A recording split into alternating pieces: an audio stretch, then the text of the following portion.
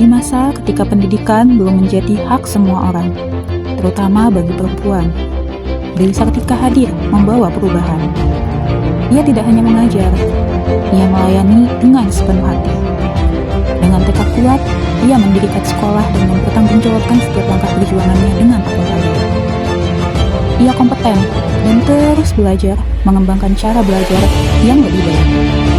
Di tengah perbedaan pandangan masyarakat, ia tetap menjaga harmoni, persatuan, dan menghargai yang baik. Loyal pada cita-citanya, memajukan perempuan melalui dunia. Ia adaptif dengan zaman dan tantangan. Hari ini, semangat itu masih hidup dalam setiap langkah kita sebagai ASN, dalam setiap pelayanan kepada masyarakat. Pertanyaannya, sudahkah kita meneladani nilai berakhlak dalam setiap tindakan kita?